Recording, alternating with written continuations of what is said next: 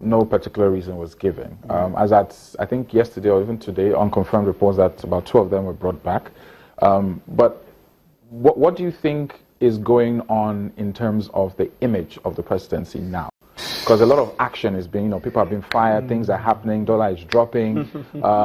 And from what we gather, a lot more actions are still going to be taken with the NCAA and some other parastatals as well.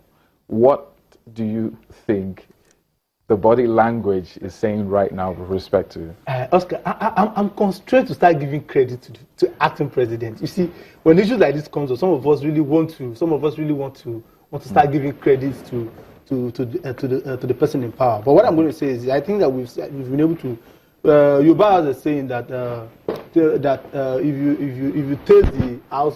you taste the food of your concubine and also taste your wife's own, you'll be able to compare and contrast. Who knows how to compare?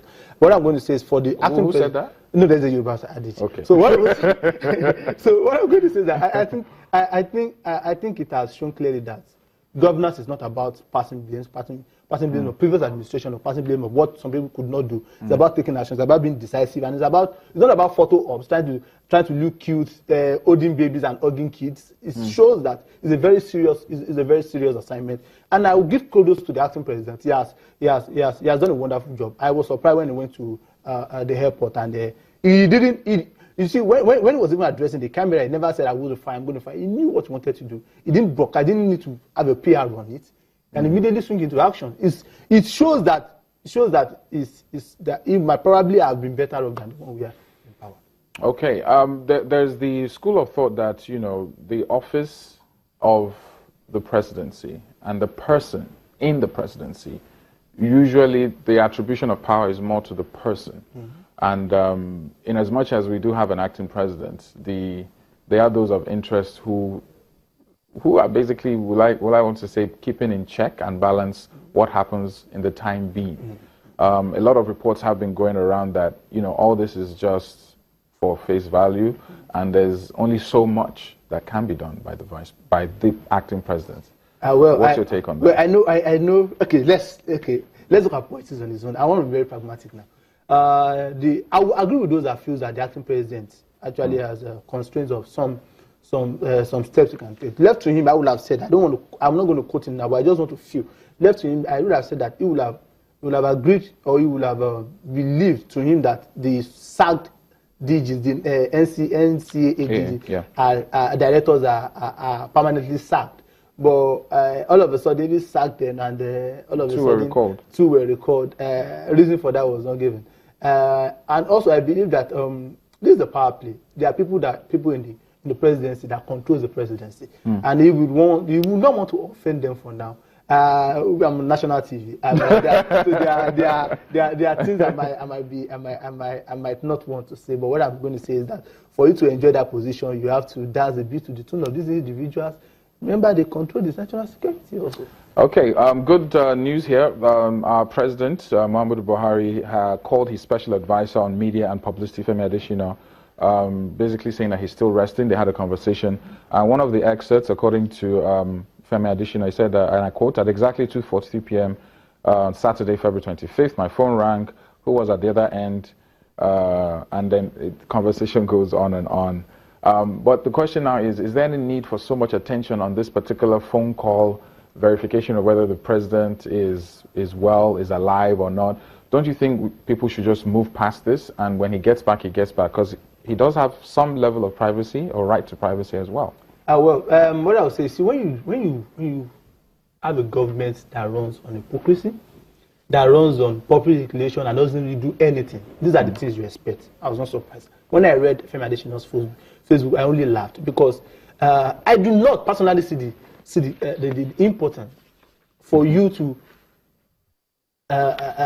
make it a headline, news headline, that you have received a phone call from the president. I expect, as a special advisor to the president, that he receives phone call and SMS daily. Now, for you to have said, the president has been out for over a month now, and all of a sudden you are so happy, you are receiving it once in a month, and you have been on that. I thank God he has been truthful to an extent. He said he communicates with people within the president. So that means he doesn't have clear access to the president. And isn't that worrisome? It's disheartening. I'm shocked. I'm sure because that means that the so-called presidency or the president himself is being controlled by some elements. So it shows that people that ought to be on the field, that ought to work, they don't have that means it concretizes the insinuations, the rumors around that the ministers and some other key elected appointed members do not even have direct access to the president. And if they don't, how do you expect them to function? So okay. These are issues. I'm really sad. Let's touch on very quickly. We have the Ali Modu Sheriff taking over the PDP Secretariat. He paid a visit to Tony Aneni, one of the founding fathers. The Secretariat officially opened or reopened since it's been locked since May 2016 last year. He basically said he went to consult. There's a lot of chaos in the PDP, especially with him coming on board right now. Where do you see the future, or where do you see this moving the PDP in the months to come? Alimo the Sheriff, there are two things that might probably happen to PDP. One is for PDP to continue as a political party. Two is for PDP as a political party to die. And PDP will die when Alimo the Sheriff still remains the chairman of that party. It is glaring. I would say that the major crisis PDP has presently today was caused by Governor Dede Fayose and the governor of Rivers State. Because they went to bring Alimo the Sheriff into that party and decided they wanted to make him chairman. Okay. Quickly, your last take, very quickly. 60 million naira FG budget, cutting grass. This is basically put forward by the Presidential Committee on Northeast Initiative. Quickly, what's your take on that? 60 million naira. What have we not seen? We've seen 250 million naira for IDP being used to cut grass. We've seen, in this country, we've seen 75 million naira being paid for rent on Nassau Rock. So to me, it's not 60 million naira. That's chicken change to them now. If they are paying rent, Nassau Rock that we build, they are paying rent for Nassau Rock, 75 million naira. That's 217 budget.